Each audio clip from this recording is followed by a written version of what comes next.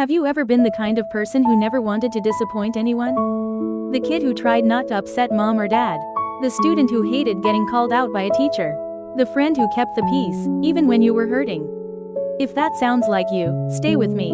Because the part of you that everyone praised for being so good, so mature, so easy to love, might be the very thing slowly wearing your life down. Today, we're talking about the good child complex. Not just being kind, not just having a nice personality. I'm talking about what happens when you spend so much of your life adjusting to other people's expectations that you can't even tell where your real feelings went. Maybe you've never heard that term before. Psychologist Alice Miller described this pattern as something that often begins in childhood.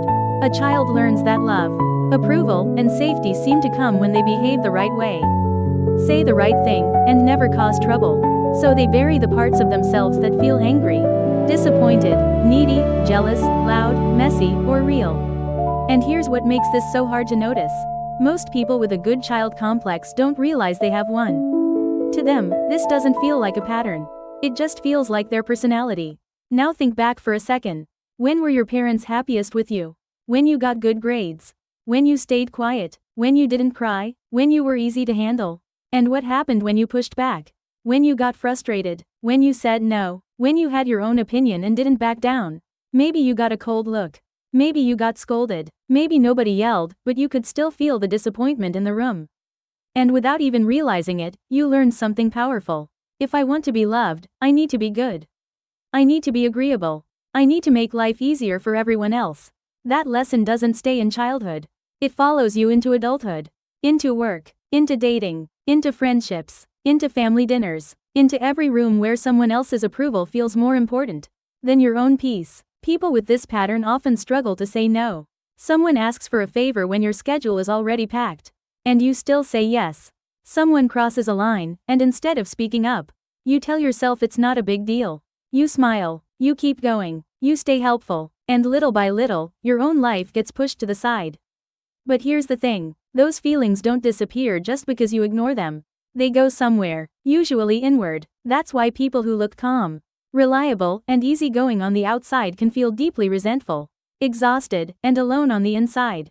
They may seem like they have good relationships with everyone, but privately, they're carrying anger, bitterness, emotional burnout, a quiet ache that sounds like this.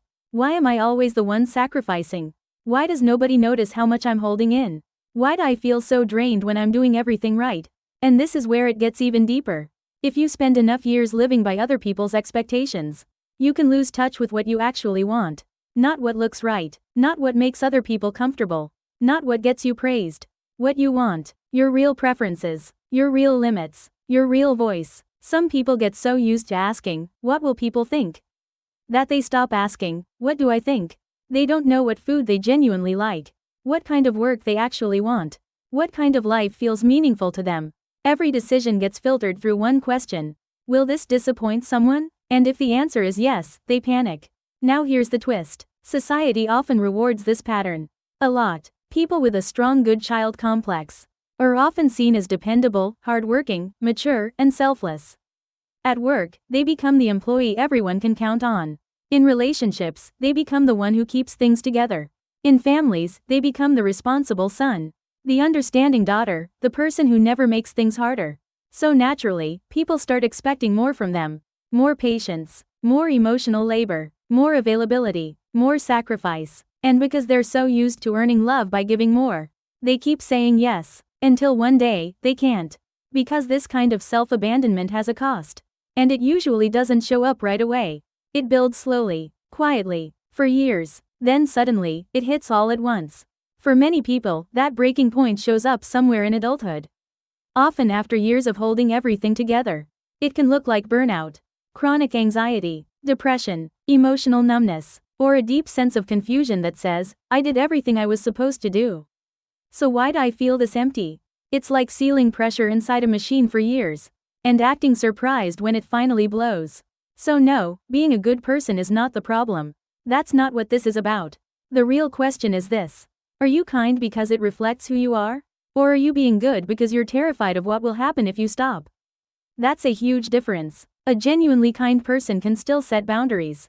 They can still disappoint people when they need to. They can say, that doesn't work for me. They can tell the truth, even when it's uncomfortable.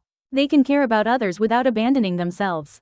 That isn't selfish. That's healthy. But someone trapped in the good child complex often feels guilty.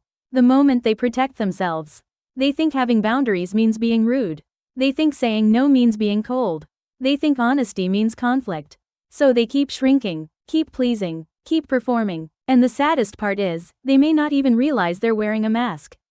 So where do you start if this feels painfully familiar? You start by noticing it. That's it. You admit that maybe the good version of you was built for survival. Maybe it helped you stay connected. Maybe it helped you avoid rejection. Maybe it kept the peace in a house where emotions didn't feel safe. And if that's true, then this pattern wasn't weakness. It was protection. But what protected you as a child may be hurting you as an adult. That's why change starts small. Really small. The next time someone asks where you want to eat, don't automatically say, whatever you want is fine. Pause. Ask yourself what you actually want. Then say it out loud. The next time someone asks you to do something you honestly don't have the energy for, try saying, I can't do that today. No long explanation. No apology spiral. Just the truth. And yes, it will probably feel uncomfortable at first. You might feel guilty. You might feel selfish. You might even feel like you did something wrong. But listen carefully. That guilt doesn't always mean you made a bad choice. Sometimes it just means you made a new choice. A choice your nervous system isn't used to yet. A choice that breaks an old pattern. That discomfort is not proof that you're failing. It may be proof that you're finally being honest. And as you start doing this, pay attention to how people respond. Some people will be uncomfortable with the new version of you. Not because you've become mean, but because they benefited from the version of you that never had limits. That can be painful to see. But it's also clarifying, because the people who truly care about you will not love you less when you become more real.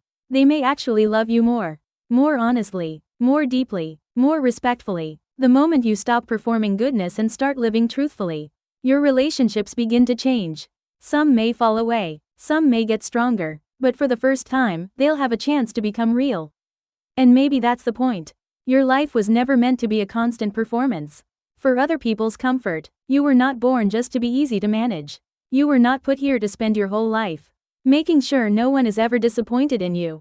You are allowed to be inconvenient sometimes. You are allowed to say no. You are allowed to rest. You are allowed to change your mind. You are allowed to want what you want. So maybe the goal isn't to become a bad person. Maybe the goal is to stop being a disappearing one. Maybe it's time to disappoint a few people. Maybe it's time to stop apologizing for having needs. Maybe it's time to let the so-called good kid inside you finally grow up. Because the world does not end when you choose yourself. Sometimes, that's the moment your real life begins. And when you finally hear your own voice again, really hear it, don't ignore it. It may be the voice that leads you home.